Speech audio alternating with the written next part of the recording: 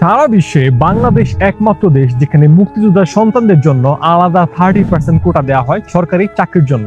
আর শুধুমাত্র যে সন্তানদেরকে দেওয়া হয় বিষয়টা কিন্তু এইরকম না, একই সাথে তাদের নাতি নাতনিদেরকেও এই কোটা দেওয়া হয়।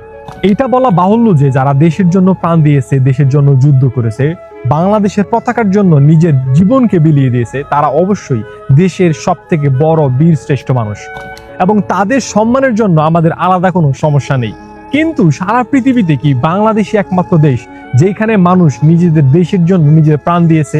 আজকের এই ভিডিওতে আমি চীন, Japan, south Korea, America, Vietnam, Pakistan সহ নানান দেশের কথা বলবো, যে সমস্ত দেশের মানুষ নিজেদের দেশ রক্ষা করার জন্য নিজের প্রাণ দিয়েছে। এই সমস্ত দেশের সরকার তাদের জন্য কি কি ফ্যাসিলিটি দেওয়া হয় এবং ভিডিও শেষে আপনি এটা বুঝতে পারবেন সারা বিশ্বে একমাত্র বাংলাদেশি দেশ যেখানে মুক্তিযুদ্ধের সন্তানদের এবং তার নাতি নাতনিদের জন্য 30% কোটা দেওয়া হয়। তো চলুন শুরু করি। প্রথমে শুরু করি চীন যুদ্ধ দিয়ে। চীন জাপান যুদ্ধ আপনারা জানেন 1937 সাল থেকে শুরু করে 1945 সাল পর্যন্ত চীন এবং জাপানের একটা যুদ্ধ হয় এবং এই যুদ্ধে প্রায় 20 মিলিয়ন মানুষ মারা যায় চীনের। হ্যাঁ, তো এই যুদ্ধে কিন্তু চীনের 20 মিলিয়ন মারা যাবে, একই সাথে চীন অনেক বীর মুক্তিযোদ্ধা আছে। এখন আমার কথা হলো, এই যে চাইনিজ এত মানুষ মারা গেল, এত মুক্তিযোদ্ধা আছে, তাদেরকে কি ধরনের সুযোগ সুবিধা দেওয়া হয়? তাদেরকে কি আলাদা কোনো কোটা দেওয়া হয় চাকরির ক্ষেত্রে 30% কোটা? উত্তরটা না। আমি আমার চাইনিজ বেশ কিছু ফ্রেন্ডের সাথে কথা বলছি, তাদের সাথে ইন্টারভিউ নিয়েছি, তাও তাদের যে অ্যান্সারটা ছিল চাকরির ক্ষেত্রে তাদের কোনো স্পেসিফিক কোটা নাই। কিন্তু তাহলে চীন তাদের এই মুক্তিযোদ্ধাদের ফ্যামিলিদেরকে কি ধরনের সুযোগ সুবিধা দিয়ে থাকে? আচ্ছা, তারা যে সুযোগ সুবিধা পায় তার মধ্যে 1 নম্বর সুযোগ সুবিধা হলো তারা সবার একটা পেনশন পায়, 2 নম্বর তাদের হেলথ ইন্স্যুরেন্স আছে, একটা স্বাস্থ্য বীমা পায় চিকিৎসা খরচ, এবং 3 নম্বর তাদের বাসা ভাড়ার জন্য আলাদা টাকা দেওয়া হয়। তো এইটা হলো তাদের মুক্তিযোদ্ধাদের জন্য আলাদা সম্মাননা, আলাদা সুযোগ সুবিধা। বাট যখন চাকরির ক্ষেত্রে মেধা যাচাই করতে হয়, যখন যোগ্যতা আসে, তখন মুক্তিযোদ্ধার সন্তানদেরকে আলাদা কোনো কোটা দেওয়া হয় না। আচ্ছা, চীনের কথা না হয় বাদ দিন, এখন আমরা একটু ভিয়েতনামের কথা বলি। এই ভিয়েতনাম 1955 সাল থেকে শুরু করে 1975 সাল পর্যন্ত এই সাউথ ভিয়েতনাম এবং আমেরিকার বিরুদ্ধে যুদ্ধ করে তৎকালীন সময়তে, এবং এই যুদ্ধে তাদের প্রায় 2 থেকে 3 মিলিয়ন মানুষ মারা যায়, যেই সংখ্যাটা আমাদের বাংলাদেশি মানুষের সমান, মুক্তিযুদ্ধের শহীদদের সমান।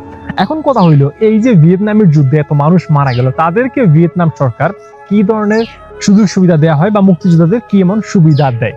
অ্যাকচুয়ালি তাদেরকে 30% কোটা দেওয়া হয় কি না, এটা সব থেকে বড় কোশ্চেন। উত্তরটা না।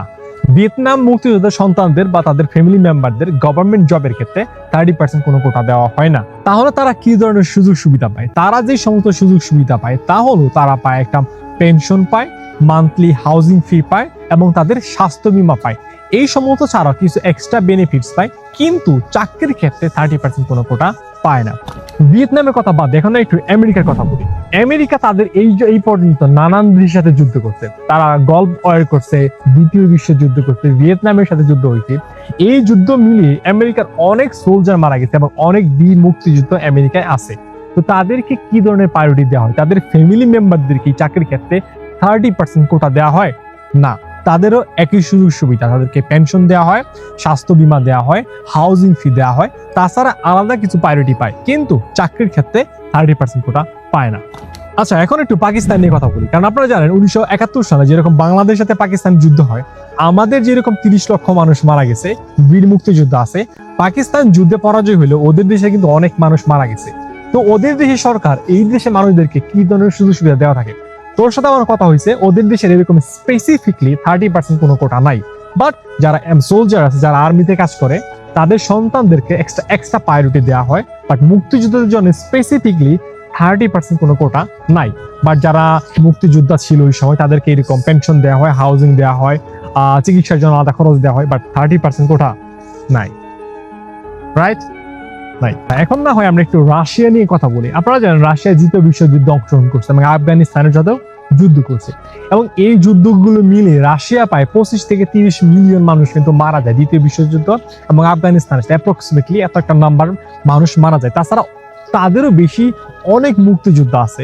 রাশিয়ার কথা রাখেন, আপনারা যদি আপনার সাউথ কোরিয়ার কথা বলেন, সাউথ কোরিয়া নর্থ কোরিয়ার সাথে যুদ্ধ করছে, চায়নার সাথে যুদ্ধ করছে। এই যুদ্ধগুলো মিলে কিন্তু 1 থেকে 2 মিলিয়ন মানুষ মারা যায় এবং ওদেরও মুক্তিযোদ্ধা আছে। তো কথা হলো যে রাশিয়া আছে, সাউথ কোরিয়া আছে, এদের মুক্তিযোদ্ধার সন্তানদেরকে কি ধরনের প্রায়োরিটি দেওয়া হয়? আসলে এদের মুক্তিযোদ্ধার সন্তানদেরকে চাকরির ক্ষেত্রে 30% যে প্রায়োরিটিটা, এটা নাই। তাদেরকেও একই অবস্থা, পেনশন, স্বাস্থ্য বীমা, তারপর বাসা ভাড়া এই ধরনের দেওয়া হয়, কিন্তু চাকরির ক্ষেত্রে 30% কোটা নাই। এই হলো আমাদের দেশের কোটার মূল অবস্থা, যেখানে সারা বিশ্বে অনেকগুলো দেশ আছে যাদেরকে স্পেসিফিক 30% কোনো কোটা নাই, বাট আমাদের দেশে কোটার জন্য 30% বরাদ্দ। শুধুমাত্র মুক্তিযোদ্ধাদের জন্য যে 30% কোটা তা কিন্তু নয়, মুক্তিযোদ্ধাদের জন্য 30%, জেলার জন্য 10%, নারীদের জন্য 10%, আবার নৃতাত্ত্বিক গোষ্ঠীর জন্য 5%, আবার প্রতিবন্ধীদের জন্য আছে 1%। হ্যাঁ, দেখেন তাহলে টোটাল চাকরির ক্ষেত্রে 56% যদি এইরকম কোটাই হয় এবং একই সাথে আবার আছে প্রশ্ন ফাঁস, তো 56% কোটার পর যদি প্রশ্ন ফাঁস যায় তাও বিষয়টা কিন্তু একটা মেধাবীদের জন্য একটা বিস্তীর্ণ প্রবলেমের কারণ হয়ে দাঁড়ায়।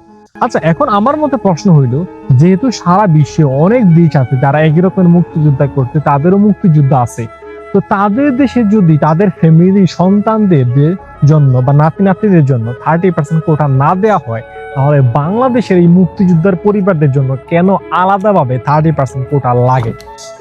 আপনার কি মনে হয় কেন আমাদের বাংলাদেশ অন্যান্য কান্ট্রি থেকে আলাদা? এর পিছনে কারণ কি হতে পারে? আমাকে কমেন্টে জানান।